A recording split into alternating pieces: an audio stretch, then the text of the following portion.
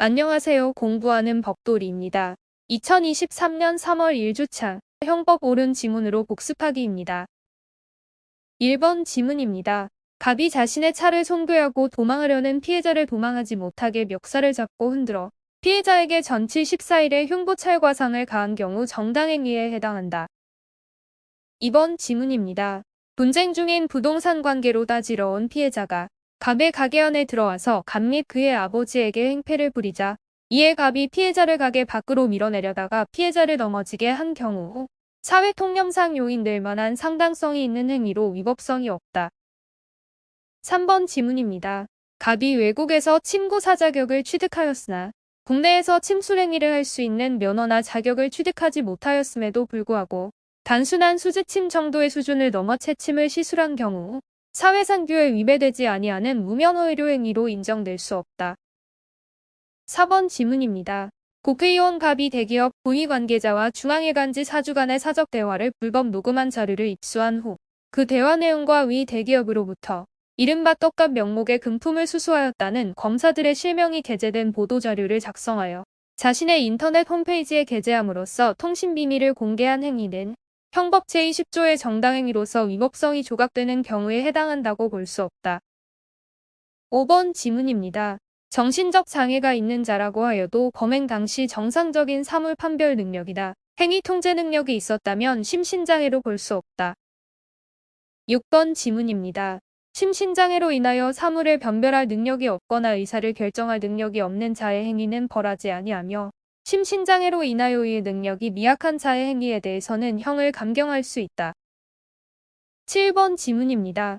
스스로 절도의 충동을 억제하지 못하는 충동조절장애와 같은 성격적 결함은 원칙적으로 심신장애에 해당한다고 볼 수 없고 다만 그 증상이 매우 심각하여 원래의 의미의 정신병이 있는 사람과 동등하다고 평가할 수 있다며 심신장애를 인정할 여지가 있다.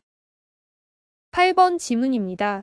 형법 제10조 제3항은 고의에 의한 원인에 있어서의 자유로운 행위만이 아니라 과실에 의한 원인에 있어서의 자유로운 행위까지도 포함하는 것으로서 위험의 발생을 예견할 수 있었는데도 자의로 심신장애를 야기한 경우 그 적용 대상이 된다.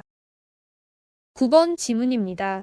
위법성의 인식에 필요한 노력의 정도는 구체적인 행위 정황과 행위자 개인의 인식 능력, 그리고 행위자가 속한 사회 집단에 따라 달리 평가해야 한다. 10번 지문입니다.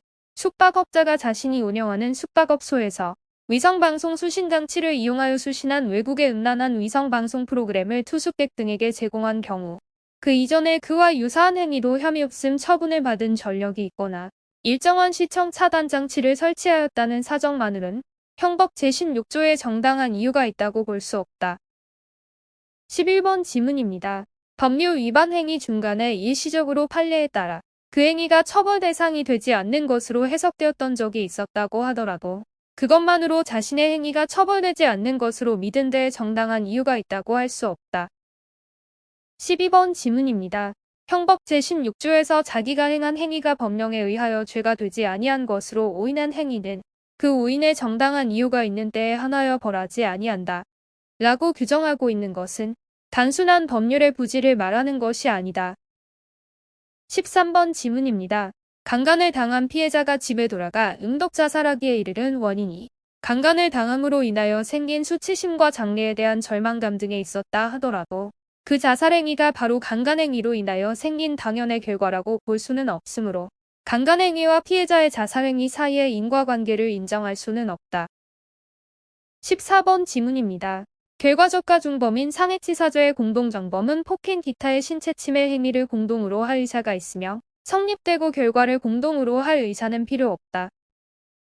15번 지문입니다. 상해 행위로 인하여 피해자가 정신을 잃고 빈사상태에 빠지자 사망한 것으로 오인하고 이를 은폐하여 자살로 가장하기 위해 베란다 및 바닥으로 떨어뜨려 사망케 한 경우 상해치사죄가 성립한다. 16번 지문입니다. 4일가량 물조차 제대로 마시지 못하고 잠도 자지 아니하여 거의 탈진 상태에 이른 피해자의 손과 발을 17시간 이상 묶어두고 좁은 차량 속에서 움직이지 못하게 감금하였는데 묶인 부위에 혈액순환에 장애가 발생하여 혈전이 형성되고 그 혈전이 폐동맥을 막아 사망에 이르게 된 경우 감금치사죄가 성립한다. 17번 지문입니다. 도적위범에 대한 교사는 가능하지만 도적위에 의한 교사는 불가능하다. 18번 지문입니다. 부진정부적 위범의 자기 의무에는 신의 성실의 원칙이나 사회상규 또는 조리상 자기 의무가 기대되는 경우도 포함된다. 19번 지문입니다. 형법은 부진정부적 위범에 대한 감경 규정을 규정하고 있지 않다. 20번 지문입니다. 일정한 기간 내에 잘못된 상태를 바로잡으라는 행정청의 지시를 이행하지 않았다는 것을 구성 요건으로 하는 범죄는 이른바 진정부적 위범으로서 그 의무 이행 기관의 경고에 의하여 범행이 기수에 이른다. 오늘 준비한 내용은 여기까지입니다. 마지막으로 여러분의 구독과 좋아요는 큰 힘이 됩니다. 공부하는 벅돌이었습니다. 감사합니다.